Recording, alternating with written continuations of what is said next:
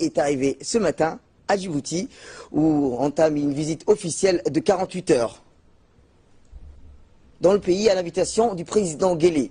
Le chef de l'État somalien a d'ailleurs accueilli à l'aéroport par son homologue djiboutien, où les deux hymnes nationaux ont été entonnés. C'est vers 14 heures que l'appareil du président somalien a atterri sur le tarmac de l'aéroport.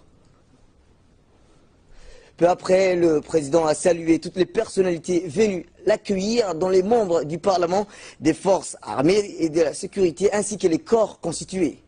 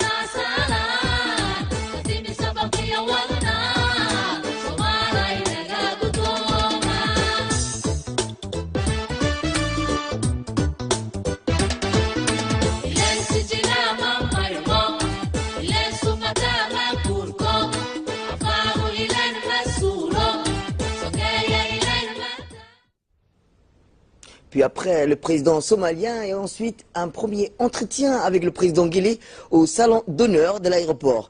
Les deux hommes deviennent vite s'y rendre ensuite au palais présidentiel pour plus large discussion.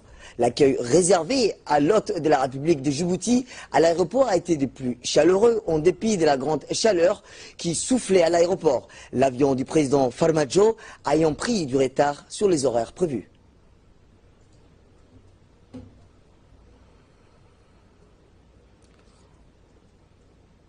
Voici à présent le portrait du président de la République du Somalie, Mohamed Abdullahi Mohamed.